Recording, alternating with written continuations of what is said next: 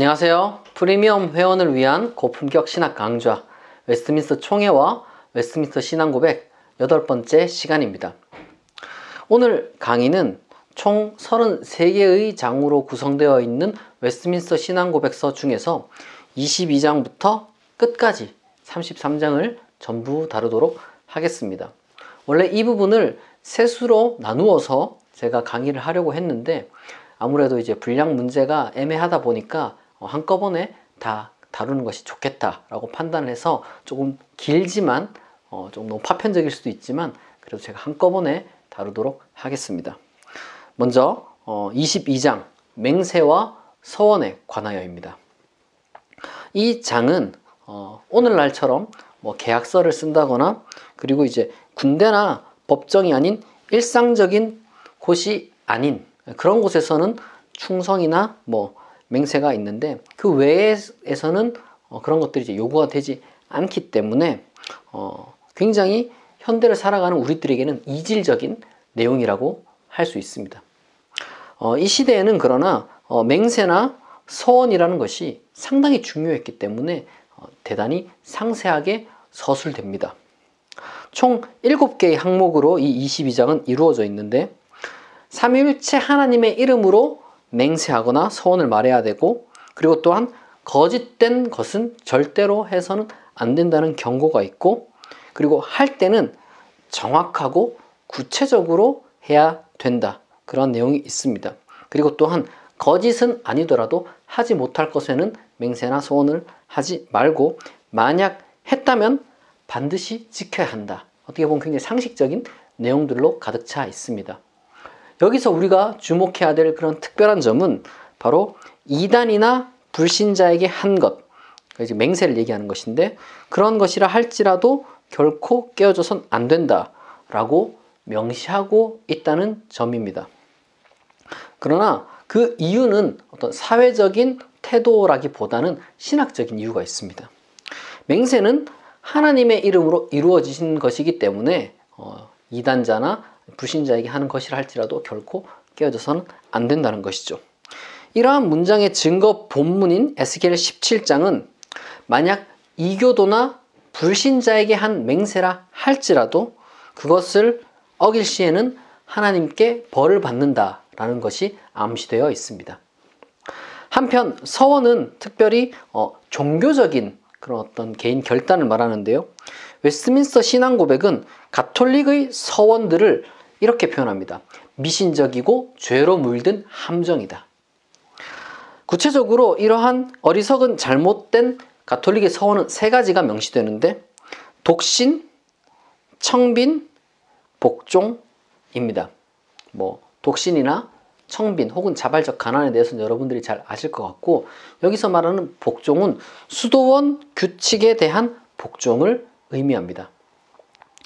이는 2가지 점에서 그러한데 왜 이것이 미신적이고 죄로 물드는 함정이냐면은 첫째는 이것들이 기독교인들을 더욱 완전하게 혹은 뭐 하나님을 더 기쁘게 해드리는 것이라고 주장한다는 점에서 문제가 있고 또 다른 한편으로는 사실상 이것은 불가능한 것을 주장한다는 것이죠.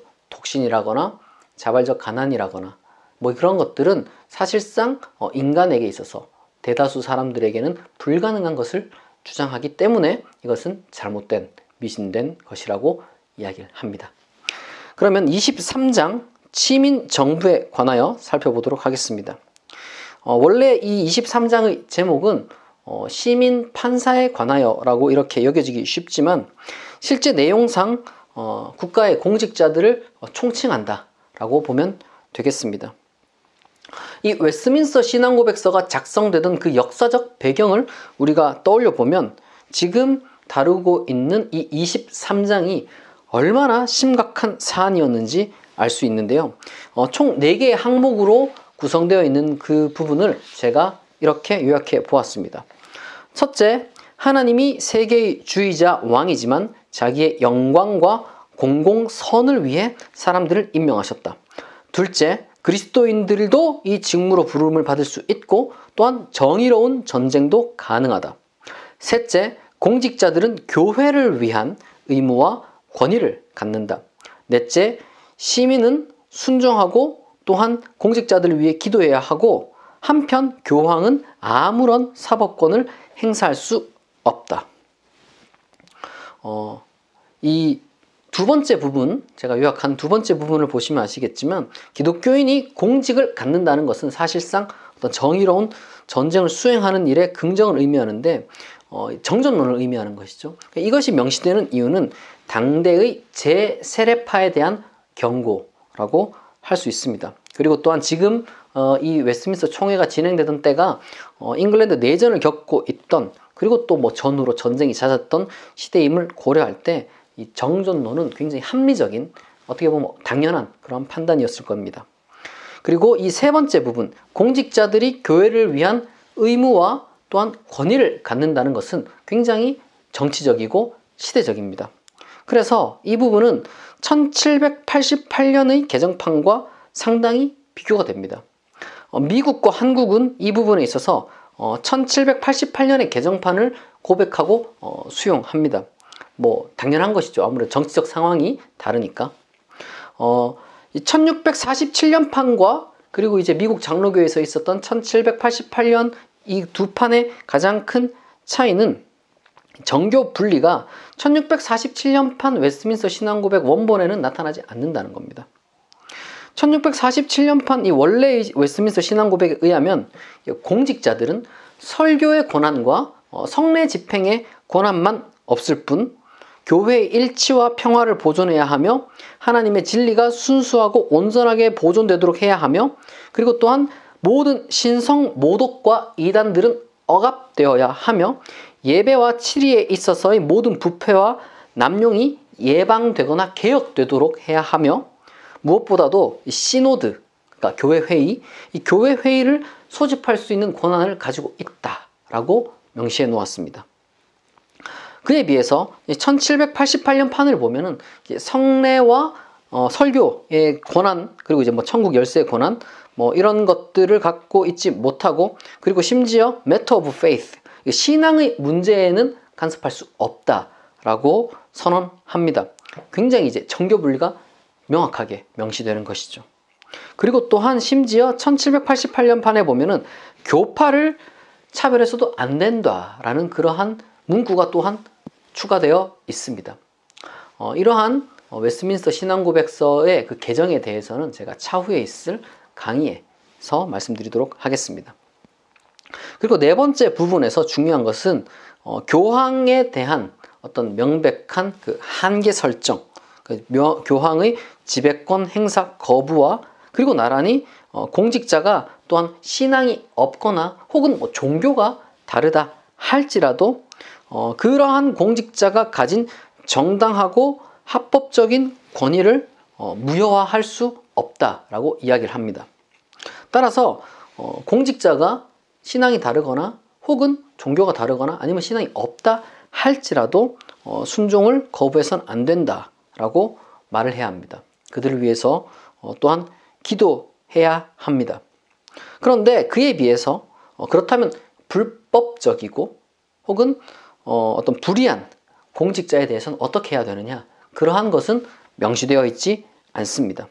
따라서 우리는 이 네 번째 부분에서 확인할 수 있는 것처럼 이 총회가 얼마나 경직되어 있고 또한 얼마나 에라스투스주의적이었는지를 우리가 확인할 수 있습니다. 다음은 결혼과 이혼에 관하여 24장을 살펴보도록 하겠습니다. 이 부분은 총 6개의 항목으로 구성되어 있습니다. 여기서 결혼이라는 제도는 하나님이 세운 것이다 라고 우리 일반적으로 이야기를 할 것 같지만 최대한 그 표현을 피하려고 노력을 합니다. 가급적 이 하나님의 표현을 이제 빼기 위해서 수동태를 계속해서 사용하고, 단지 그리스도인은 주님 안에서 결혼해야 한다, 이 정도만 명시되고 있습니다. 이것은 이 결혼에 대한 증거 본문 그 자체를 봤을 때랑 굉장히 비교됩니다. 왜냐하면 이제 뭐 창세기나 이런 것들을 보면 하나님이 세우신 제도다라는 것이 이제 증거 본문을 통해서는 명시되어 있고 혹은 뭐 암시된다 할지라도, 그러한 표현을 신앙 고백에 싣지 않은 것은 가톨릭이 결혼을 성례 중 하나로 보는 것에 대한 그러한 주장에 힘을 실어주지 않기 위해서, 그것과 최대한 구별된다는 것을 이야기를 하기 위한 노력으로 보입니다. 웨스민스터 신앙고백에 의하면 이 결혼은 일부 일처제여야 하고 또한 그 결혼의 목적은 세 가지가 있습니다. 첫째는 부부가 서로를 돕기 위해서이고, 둘째로는 자녀를 출산하기 위해서인데, 사실상 이 자녀 출산은 조금 더 구체적으로는 교회의 확장을 그 목적으로 삼고 있습니다. 그리고 셋째는 이제 uncleanness, 불결을 피하기 위해서라고 합니다. 여기서 말하는 불결이 무엇인지 사실 뭐 다른 어떤 서술은 없지만 증거 본문으로 고린도전서 7장 2절과 9절을 제시하는 것으로 보아 혼전 성관계 내지는 혼외 성관계를 불결로 해석하고 있다라고 볼 수 있습니다. 그리고 또한 이 장의 세 번째 항목에서 그리스도인은 오직 그리스도인과만 결혼할 수 있다라고 하면서 동시에 그리스도인이 아닌 자들을 쭉 나열합니다. 근데 그렇게 하는 이유는 그리스도인이라고 착각할 수 있는 여지가 있기 때문에 그런 추가적인 나열이 있는 것입니다. 여기서 이제 역사 속의 소위 참된 그리스도인에 대한 정의, 그리고 이제 참된 그리스도인이란 그렇다면 무엇인가 라는 것에 대한 그 웨스트민스터 총회 신학자들의 어떤 그러한 그 고백도 같이 드러나는데요. 24장 3항 일부를 읽어드리겠습니다. 그러므로 고백하는 바와 같이 참된 개혁 신앙은 불신자, 교황파, 다른 우생 숭배자들과 결혼할 수 없다. 또한 그와 마찬가지로 경건한 자들은 그러한 삶이 악하거나 저주받을 이단설을 주장하는 자들과 결혼함으로써 불평등한 멍에를 매면 안 된다 라고 되어 있습니다. 여기서 주목해야 하는 것은 교황파라는 표현입니다. 얼핏 보면 단순히 로마 가톨릭 신앙을 가진 자들이라고 할 수 있는데요. 그것 자체가 틀린 것은 아닙니다만 단순한 그런 교리적인 이유가 여기에 깔려 있는 것은 아닙니다.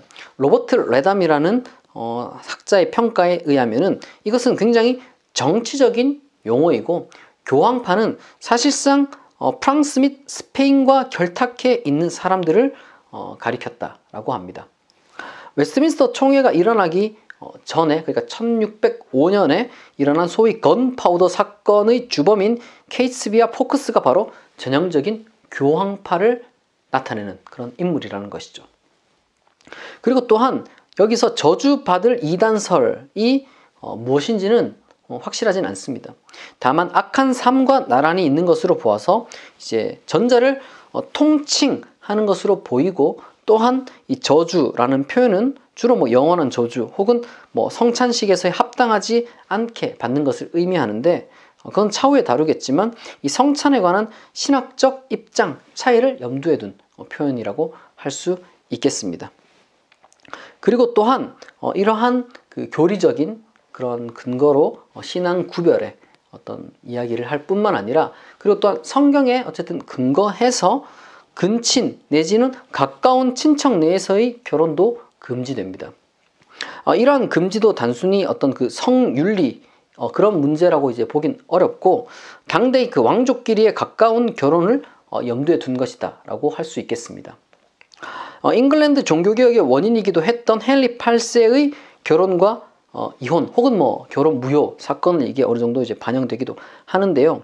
그 헨리 8세의 형수와의 그 이혼 선언 혹은 결혼 무효 선언을 뒷받침해주는 신학적 근거가 여기에서 비로소 이제 명시된 것이다 라고 할 수 있겠습니다.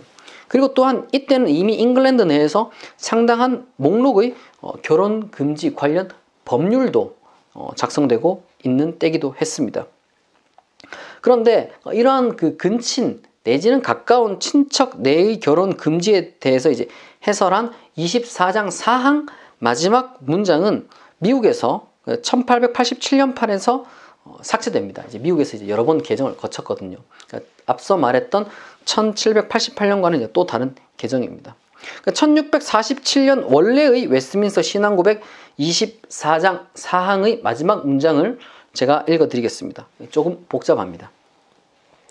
남편은 자신의 아내의 혈육 중 그 혈연 관계가 자신보다 아내에게 더 가까운 누구와도 결혼할 수 없고, 아내는 자신의 남편의 혈족 중 그 혈연 관계가 자신보다 남편에게 더 가까운 누구와도 결혼할 수 없다.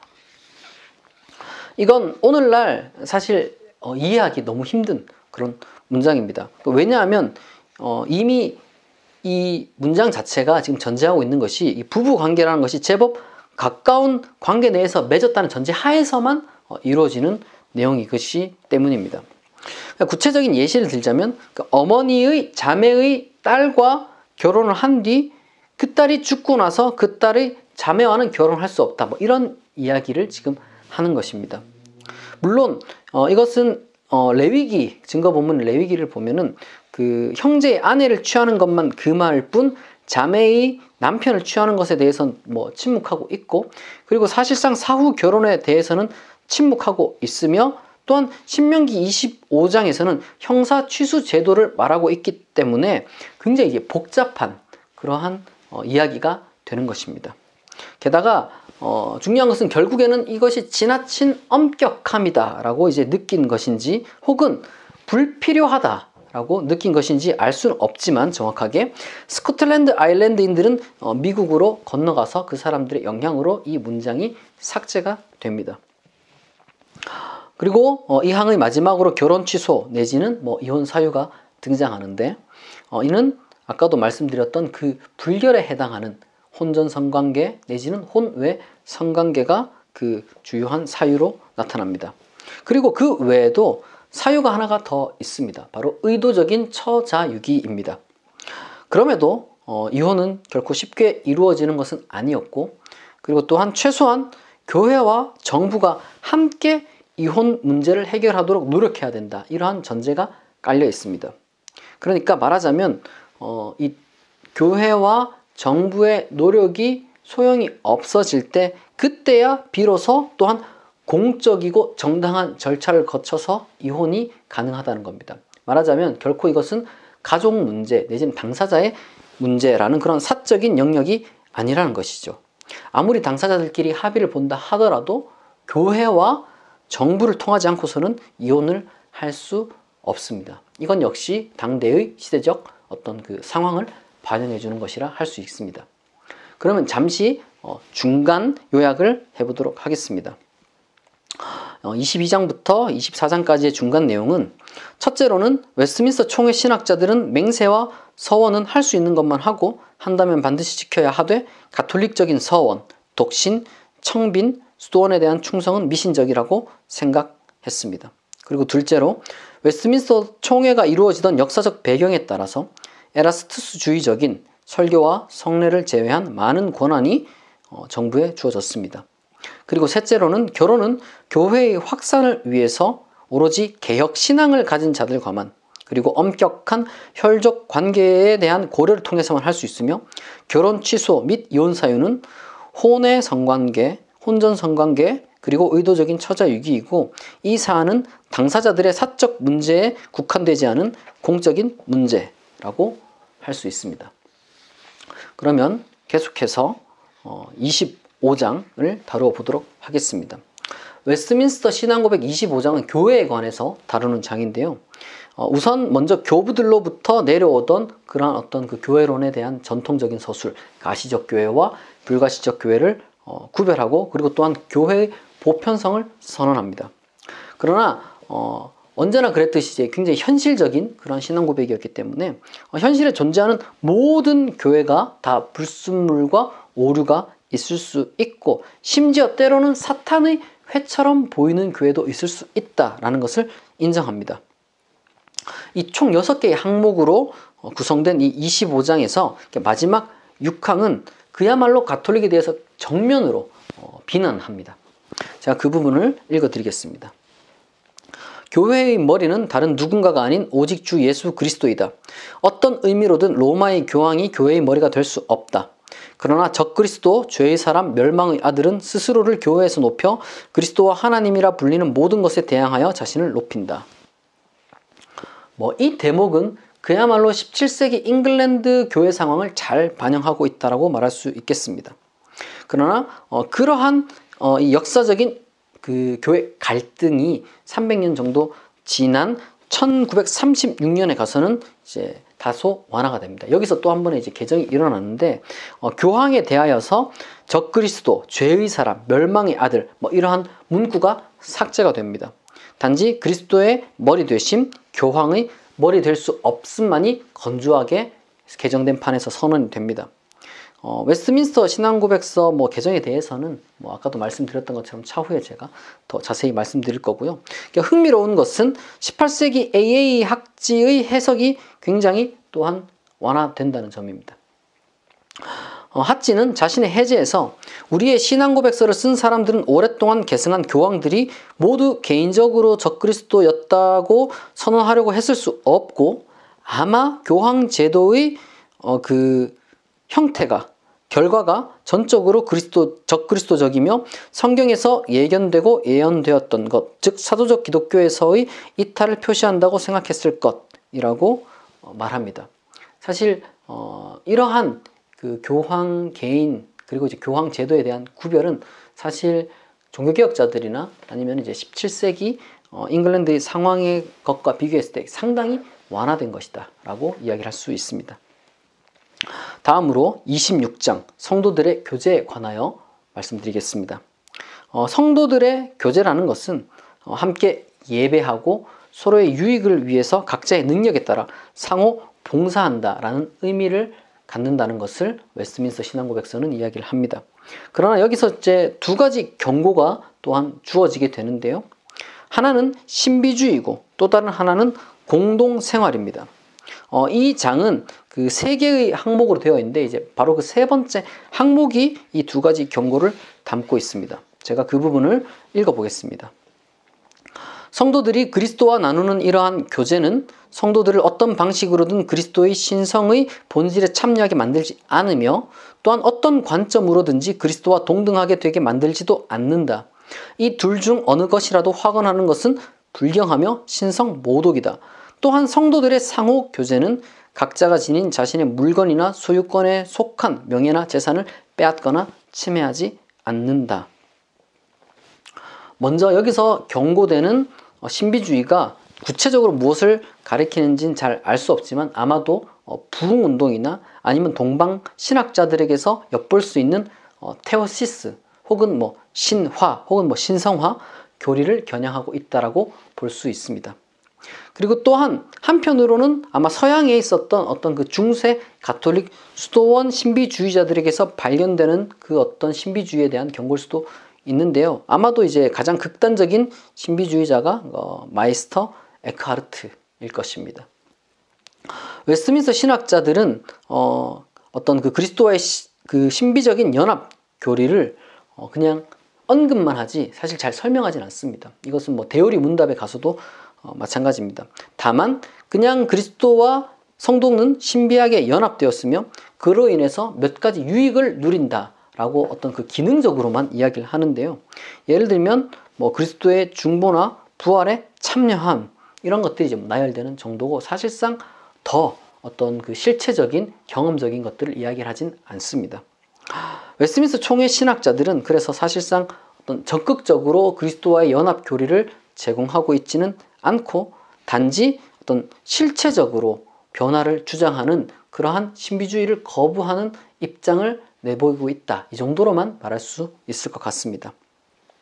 그리고 또한 두 번째 경고, 이제 공동생활에 대한 경고가 있는데 이것은 얼핏 보면 사유재산을 침해하는 어떻게 보면 공산주의에 대한 경고일 수도 있는데요. 그러나 아직 그러한 이데올로기는 역사에 등장하진 않았고 다만 언제나 역사 속에서 공동생활을 주장하는 그런 소규모 분파들은 어디에나 있었습니다. 그래서 이것은 가톨릭의 공동생활에 대한 겨냥일 수도 있지만 아마도 이 신앙고백서의 배경이 된 39개조 신조를 보면은 제세례파에 대한 경고일 확률이 훨씬 더 높다고 할 수 있겠습니다.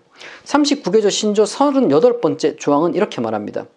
그리스도인이 부와 재산은 그 권리와 명칭과 소유에서 제세례파 사람들이 거짓되고 과장하여 말하는 것처럼 공유물이 아니다. 그러나 사람들은 모두 그 소유물을 가지고서 자신의 능력에 따라 자유롭게 가난한 사람을 구제해 주어야 한다. 그러니까 현재 반대하고 있는 구체적인 그 입장이 바로 제세례파의 입장이다라는 것이 이 39계절 신조를 통해서 우리가 확인할 수 있는 것이고요. 이런 사유재산의 인정, 이러한 어떤 그 경제적인 활동의 신학적인 근거는 바로 십계명의 도둑질을 하지 말라를 통해서 도출됩니다. 사유재산에 대해서 신학적 타당성을 부여한 혹은 신학적 타당성의 토대를 놓은 가장 중요한 인물이 바로 칼빈입니다. 칼빈은 사유재산을 바로 그러한 이유로, 신학적인 이유로 인정하였을 뿐만 아니라 심지어 이자를 받는 경제 활동까지도 그리스도인에게 허용된다라고 이야기를 했습니다. 물론 이제 이자율에는 뭐 제한을 둬야 된다 이런 이야기도 이제 추구했고, 그리고 또한 부를 개인을 위해 쌓지 말고 가난한 자를 위해서 나누어 줘야 되는 그러한 그 의무 혹은 청지기 직분 개념도 도입하기도 했습니다. 실제로 칼빈의 제네바시는 그러한 방식으로 경제 활동 및 복지 활동을 추구했고, 그리고 이것은 낙스를 통해서 스코틀랜드에 상당한 영향을 미쳤습니다. 물론 그 배경에는 위구노 난민 문제, 파렐과의 관계, 그리고 프랑스 기금 이런 것들이 이제 복잡하게 얽혀 있지만 이것은 제가 너무 복잡해지기 때문에 중요한 것은 공동생활에 대한 반대가 명시되어 있다. 이것만 제가 말씀드리면 될 것 같습니다. 그러면 계속해서 27장, 28장, 29장은 성례, 그리고 이제 특별히 세례와 성찬에 대해서 다루는데요. 먼저 성례가 무엇인지 27장에서 정리를 하고 나서, 그리고 이제 뒤이어 바로 그 성례에 속하는 세례와 성찬을 이야기를 합니다. 성례란 하나님이 직접 제정하신 것입니다. 그러니까 결혼에 대한 서술과는 명시적으로 좀 다르죠. 그리고 교회에 속한 자들을 교회에 속하지 않은 자들과 구별해주는 것이기도 합니다. 그리고 이 성례는 그 성례 그 자체나 혹은 성례를 집례하는 그 사람을 통해서 어떤 효력이 나타나는 것이 아니라 오로지 그 성례 가운데 이루어지는 성령의 역사와 말씀을 통하여서 효력이 나타납니다.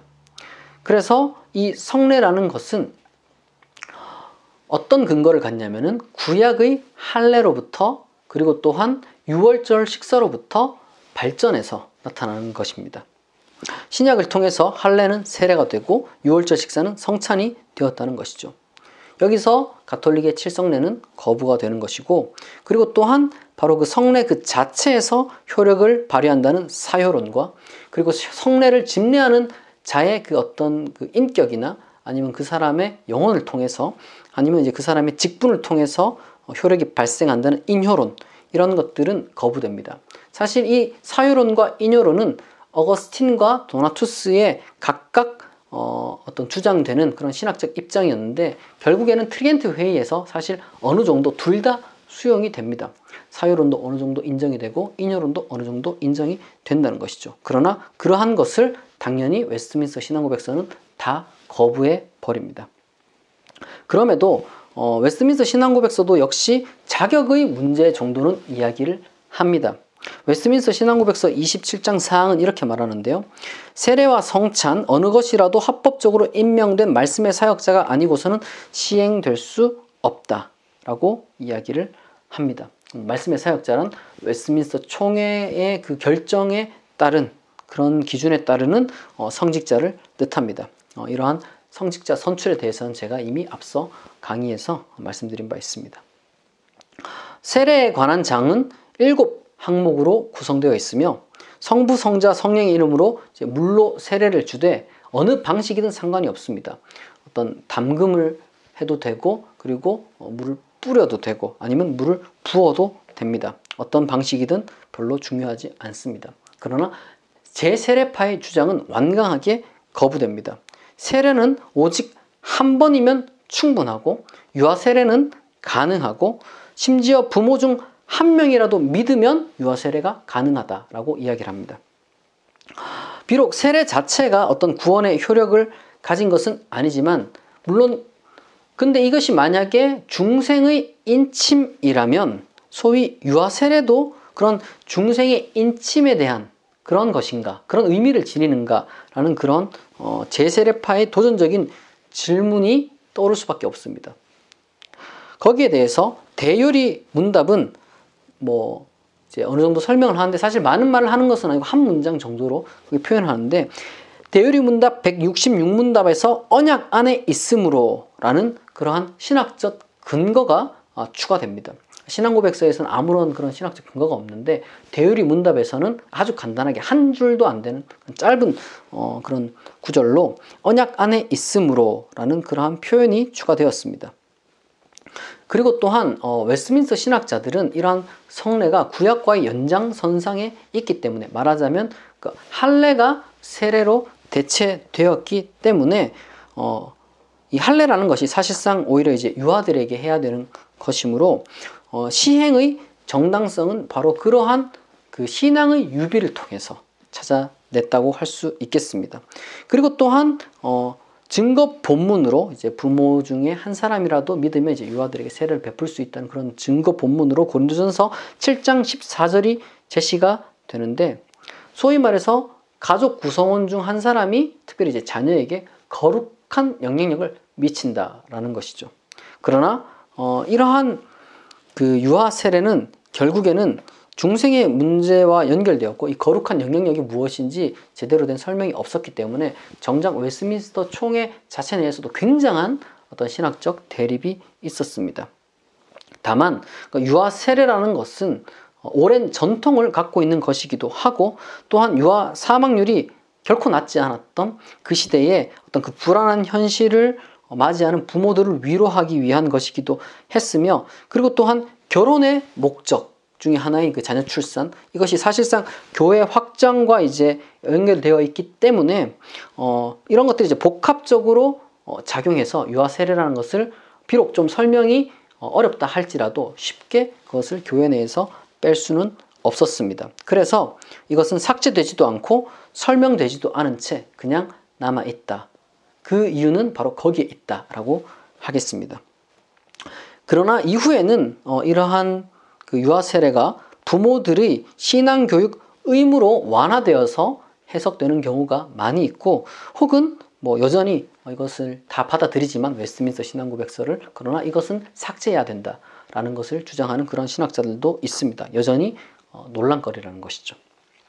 한편 웨스트민스터 신앙고백에 의하면 성찬은 그리스도와의 신비적 연합일 뿐만 아니라 성도 간의 연합을 통한 이제 한 지체가 되었음을 나타내는 것이기도 합니다. 여기서는 또한 가톨릭의 해석 두 가지가 거부가 되는데 하나는 미사, 또 다른 하나는 화채설입니다. 미사는 그리스도의 죽음을 재현해내는 것으로 웨스트민스터 신앙고백서는 그러한 것을 가증한 것이라고까지 표현을 하고 그리고 또한 공동체의 적이 아닌 사적으로 사제를 통하여서 이러한 어떤 그 성례가 집례되는 행위 그리고 평신도들을 차별해서 이종 배찬이 아닌 뭐 빵만 주고 잔을 주지 않는 행위 뭐 이런 것들도 역시 비난을 합니다. 그리고 또한 화채설 교리 같은 경우는 직접적으로 이성과 상식에 배치되기 때문에 미신적인 것이고 또한 우상 숭배로 비난됩니다. 이러한 모든 사실상 좀 성례와 관련된 가톨릭의 그 교리들은 세차 라테란 공의회에서 이제 결정적으로 확립된 것들이고 근데 이것은 트리엔트 회의에서도 이제 수정되지 않았습니다. 그리고 뿐만 아니라 이런 화채설이 일종의 이제 뭐 미신적이고 이제 마술적인 영향 안에 놓여 있는 것이라고 생각했는데 웨스트민스터 신학자들이 볼 때 루터의 공지설도 그러한 화채설의 영향을 완전히 벗어나지 못한 것으로 보이기 때문에 공제설도 역시 여기선 거부됩니다. 그러나 웨스트민스터 신학자들은 성례가 스윙글리가 주장하는 것처럼 단순한 뭐 기념이나 아니면 상징이라고 보지 않고 분명히 어떠한 효력이 있다라고 믿었습니다. 그러나 그 효력이 정확하게 무엇인지 알 수 없지만 그리고 어떤 식으로 작용하는지도 알 수 없지만 그러한 성례를 통해서 특별히 성찬을 통해서 신앙이 강화된다라고 생각했던 것 같습니다. 웨스트민스터 대요리 문답 172문답을 보면 이러한 성례는 불신과 의심을 해결하고 그리고 이제 믿음을 강화시킨다라고 이야기를 하고 그렇기 때문에 이제 이 성례에 이 성찬에 참여해야 될 의무가 그리스도인에게 있다라고 이야기를 합니다. 그러나 그리스도와의 연합 교리처럼 이 성찬 교리도 사실상 소극적인 방어 거부만 했을 뿐 적극적인 어떤 이론들이나 아니면 설명들을 제공하고 있지는 않습니다. 다음으로 교회의 치리를 다루는 웨스트민스터 30장을 이야기를 해보도록 하겠습니다. 이 장은 교회의 치리에 관하여 내지는 교회의 권징에 관하여 어떤 식으로도 이제 번역이 됩니다. 그 내용은 죄 용서의 문제와 징계 수단들을 다루는데요. 웨스트민스터 총회 신학자들은 마태복음의 구절을 근거로 해서 교회가 소위 천국의 열쇠를 가지고 있다라고 주장을 하고, 그리고 또한 이 천국의 열쇠를 사용하는 방식은 말씀의 치리 혹은 말씀의 권징을 사용하는 것인데요. 이것은 현실적으로 교회가 어떻게 성도를 대우해야 되는가를 다룬다고 보면 됩니다. 여기에는 이제 구별하기에 따라서 4-5가지의 목적이 있을 수가 있는데, 저는 조금 더 간단하게 이제 둘로 구별해 보도록 하겠습니다. 이러한 교회의 치리가 필요한 이유는 첫째로는 범죄한 형제를 교정하는 것, 그리고 둘째로는 모방 범죄를 예방하는 것입니다. 그렇게 함으로써 교회가 순수성이 유지가 되고, 그리고 또한 하나님의 진노를 사전에 방지할 수 있게 된다는 그러한 신학적 또한 뒷받침이 뒤따릅니다. 여기서 말하는 범죄는 도덕적인 것일 수도 있고 또한 교리적인 것일 수도 있습니다. 징계는 점진적인 단계를 가진 수단들로 제시가 되는데, 구체적으로는 3단계를 거칩니다. 경고, 수찬정지, 그리고 출교. 그런데 이제 수찬정지라는 것은 굉장히 현실적인 징계 수단이라고 할 수 있습니다.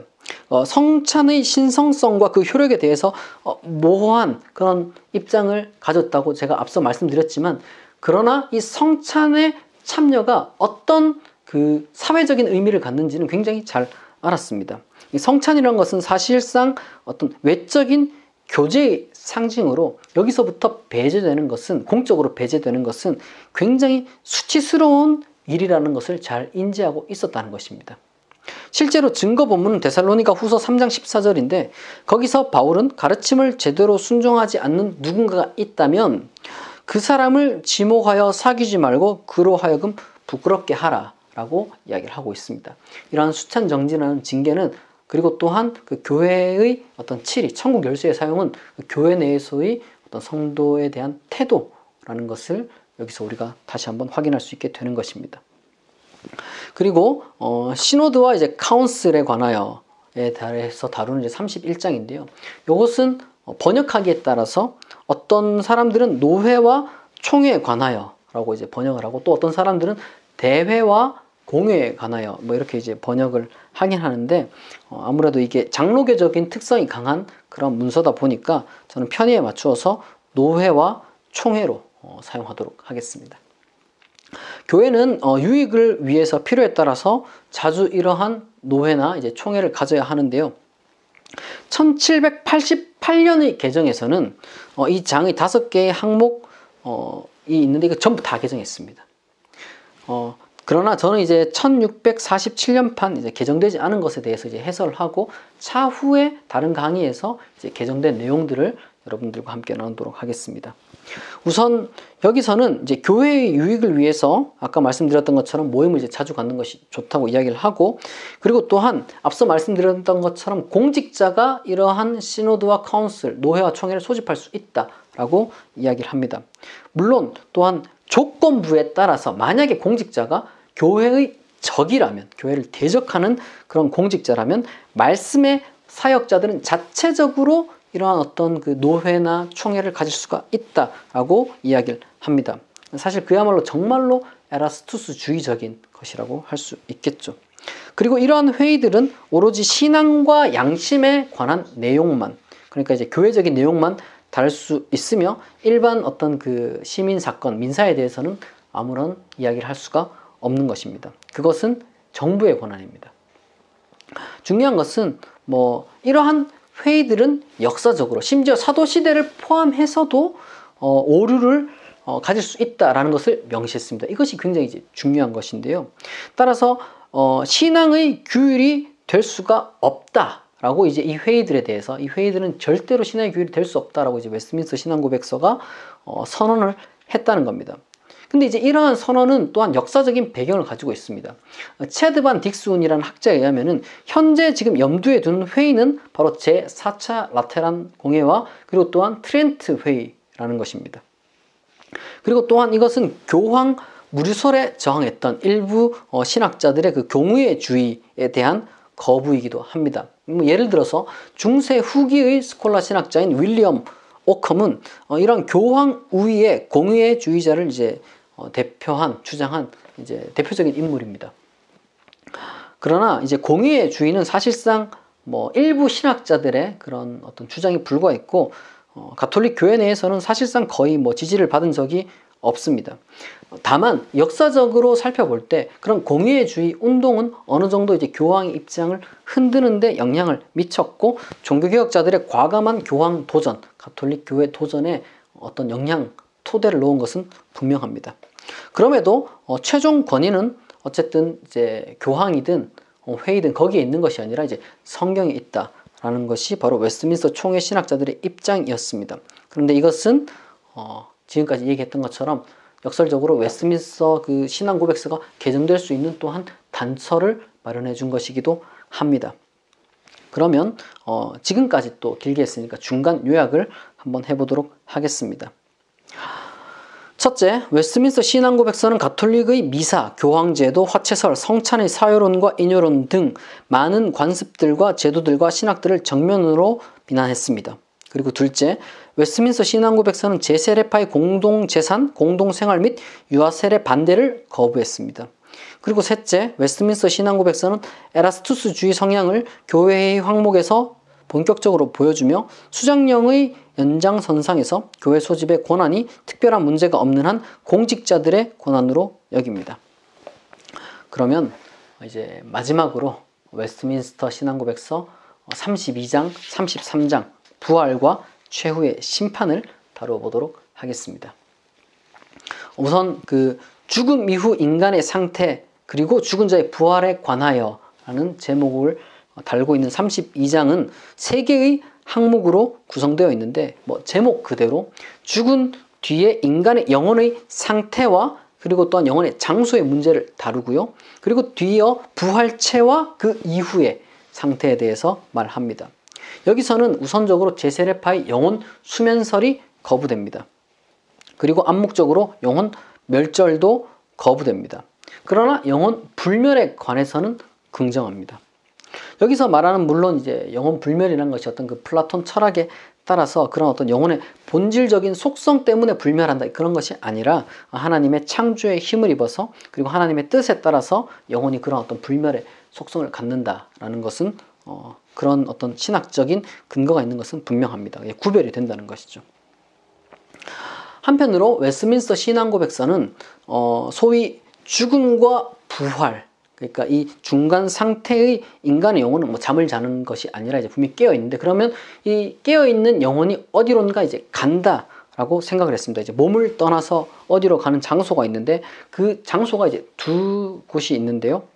의로운 자의 영혼은 가장 높은 천국에서 하나님을 보고 완전한 몸의 부활을 거기서 기다립니다. 그럼 그에 비해서 이제 악한 자의 영혼은 지옥으로 끌려가서 최후 심판 때까지 괴로움과 어두움 가운데서 이제 대기하게 됩니다. 웨스트민스터 신앙 고백 32장 1항 마지막 문장은 이렇게 되어 있는데요.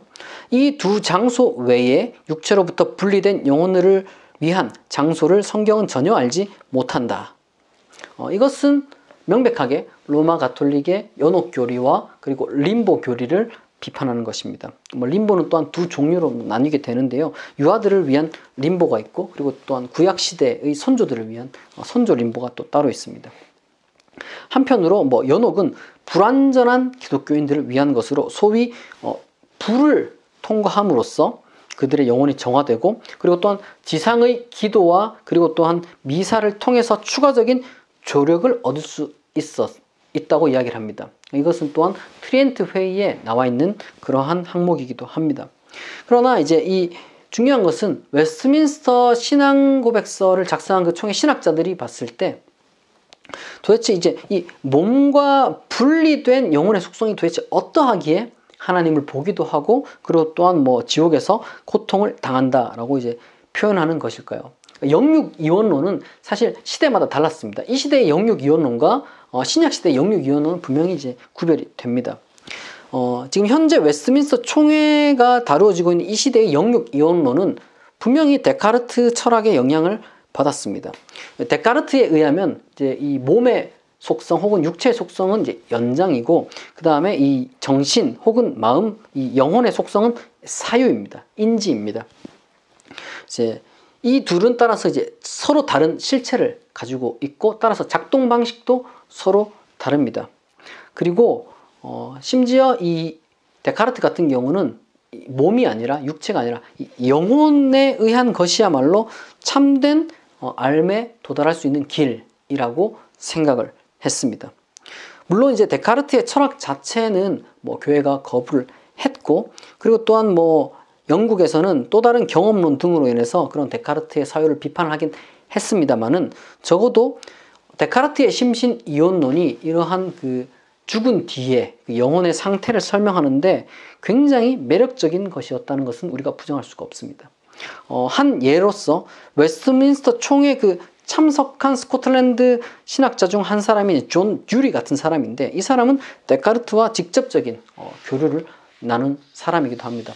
그러한 영향력이 따라서 웨스트민스터 총회에 없다라고 할 수는 없고, 실제로 그렇다면은 이 영혼의 기능, 말하자면 영혼의 그 인지 기능을 통해서 죽은 자도 하나님을 볼 수 있고, 또한 그 지옥에서도 고통을 당할 수 있다라는 주장이 가능했던 것입니다.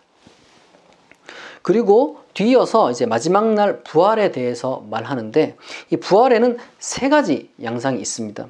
첫째, 마지막 날에 죽지 않고 살아있는 사람은 마지막 날에 변화를 겪을 것입니다. 이것이 첫 번째 양상이고, 두 번째는 모든 죽은 자는 다시 질적으로 다르지만 이전에 가졌던 것과 같은 육체를 입고 부활하게 될 것입니다. 그리고 세 번째가 좀 중요한데, 이 세 번째로 불의한 사람의 몸은 수치를 당할 것이고, 의로운 사람의 몸은 이름이 높여지고 그리스도의 영광스러운 몸을 담게 될 것입니다. 당연히 이러한 진술은 두 가지 의문을 이제 낳을 수밖에 없는데, 첫째로는 이제 부활체의 정체는 구체적으로 무엇인가라는 것이고, 그리고 두 번째로는 이제 부활할 체지만 불의한 자의 몸이 당할 수치는 무엇이고, 의로운 자가 얻을 명예는 무엇인가라는 그러한 의문이 들게 됩니다. 아마도 이전의 육체와 그리고 부활체의 차이는 불멸의 몸이냐 아니냐의 차이로 나뉜다고 추측해 볼 수 있습니다. 이러한 부활체에 대한 중요한 증거 본문이 고린도전서 15장 42절에서 44절인데요.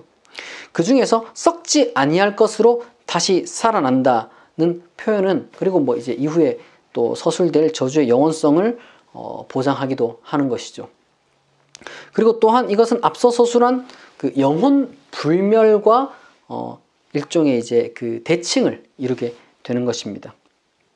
영혼이 불멸하기 때문에 육체도 불멸해야 되고, 이전과 같은 육체지만 질적인 차이는 바로 그런 불멸성에 있다는 것이죠. 그리고 이 불멸성은 의로운 자의 몸에만 주어지는 것이 아니라 불의한 자의 몸에도 주어져야 되는데, 그 이유는 바로 저주의 영원성 때문이라는 겁니다.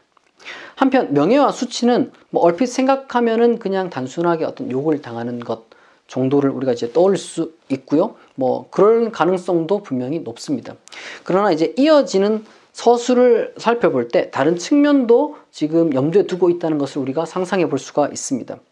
수치가 무엇인지에 대해서는 아무런 설명이 없는 데 비해서 이 명예가 무엇인지는 증거 본문 빌립보서 3장 21절 표현에 근거해서 그리스도의 영광스러운 몸을 담는 것이라고 이야기를 합니다. 그러니까 그렇다면 그리스도의 영광스러운 몸을 담지 못하는 것이 이제 일종의 이제 수치의 소극적인 측면이라고 볼 수 있는 것이죠. 그리고 또한 중세 신학자들의 그런 어떤 그 사색에 따라서 그리스도의 몸은 분명히 어떤 그 완벽한 그러한 몸, 특별히 이제 이 완벽함이란 미적인 부분을 포함하게 될 것입니다. 이제 불멸이 동일하다면 몸으로 얻을 수 있는 그러한 차이는 바로 그러한 미적인 것으로 여겨질 수 있다는 것이죠.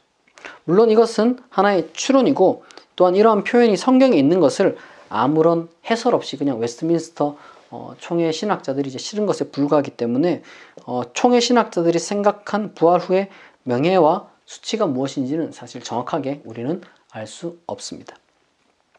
마지막으로 드디어 웨스트민스터 신앙고백 33장에 도달했는데 이 최후의 심판에 관하여 다루고 있습니다. 이 최후의 심판에 관하여 다루는 33장은 세 항목으로 구성되어 있는데 그것을 요약하면 다음과 같습니다. 첫째, 성부는 심판의 권한을 성자에게 넘겼고 마지막 날 모든 사람과 천사가 심판을 받을 것이다. 둘째, 이 날은 하나님의 자비와 공의를 나타내는 날로 의인은 영생으로 악인은 영벌에 처하게 된다. 셋째, 이 날 자체에 대한 확신은 우리에게 위로가 되지만 날짜가 감추어진 이유는 항상 준비하게 하기 위함이다. 이 장의 마지막 그 요약에 나온 것처럼 최후의 심판은 곧 예수 재림과 같은 말입니다. 특징이 하나가 있다면 이 웨스트민스터 신앙고백은 천년 왕국에 대해서는 아무런 관심을 갖지 않는다는 겁니다. 대요리 문답이든 아니면 웨스트민스터 표준문서 무언가를 살펴보아도 천년 왕국에 대해서는 아무런 말을 하지 않습니다. 사실 천년 왕국에 대한 논의는 20세기에서야 다시금 활발하게 되는 굉장히 현대적인 그러한 논의라고 할 수 있겠습니다. 다시 돌아와서 웨스트민스터 총회 신학자들은 천사를 문자적으로도 믿고 또한 재림도 문자적으로도 믿었습니다. 영원한 천국도 영원한 지옥도 문자적으로 믿었습니다. 그러나 여기서 총괄갱신, 만유회복, 만인구원 이것들은 여기서 이제 완전히 배제가 됩니다. 이 흥미롭게도 그런데 이 지옥이나 영원한 형벌과 같은 그런 어떤 부정적인 서술은 로버트 레담에 따르면 주요한 개혁파 신앙 고백서들 가운데서 오직 벨기에 신앙 고백만이 지옥과 영원한 형벌에 대해 언급한다라고 이야기를 하고 실제로 사도신경에도 없고 칼빈이 제네바 요리 문답에도 이제 빠져 있습니다.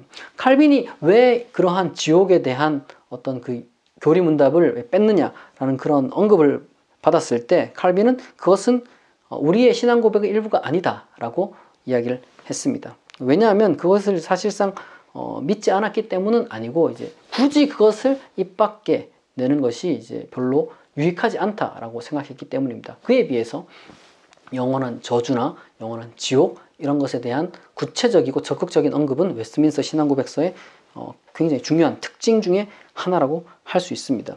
영원한 심판은 어떤 그 말과 행위에 대한 도덕 판단임과 동시에 하나님을 모르는 것, 그리스도의 복음에 순종하지 않는 것에 대한 신앙 판단이기 때문에 당연히 명시적으로 드러나야 한다는 것이 바로 웨스트민스터 총회 신학자들의 입장이었습니다.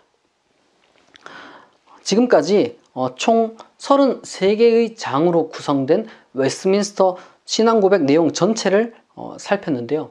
여기에 대해서 제 개인적인 평가를 두 가지 측면에서 내려보도록 하겠습니다. 첫째로는 웨스트민스터 신앙고백서는 17세기의 다른 기독교 사상에 비해 비교적 도덕적이고 비교적 합리적인 문서였습니다. 그러나 그런 이유로 또한 분리주의적인 성향을 강하게 띌 수밖에 없었습니다. 그러나 안타깝게도 오늘날 현대인의 관점에서 볼 때 결국 비도덕적이고 비합리적이고 분리주의적인 성향이 강하다라고 평가할 수밖에 없습니다. 둘째론 웨스트민스터 신앙고백서는 당대의 정치적인 상황을 상당히 반영하고 있습니다. 따라서 결코 있는 그대로 수용할 수 없는 문서라는 인식이 후대의 사람들에게 강하게 작용했고 실제로 역사 속에서 웨스트민스터 신앙고백서는 거부되거나 결코 그대로가 아닌 수용한 후에 몇 번에 걸친 수정, 개정 작업이 이루어졌던 것입니다. 그럴 수밖에 없었다는 것이죠. 그러면 다음 시간에는 미국과 한국에서 각각 이 웨스트민스터 신앙고백서를 어떻게 수용해왔는지 그 역사에 대한 추적을 해보도록 하겠습니다. 지금까지 경청해 주셔서 감사합니다.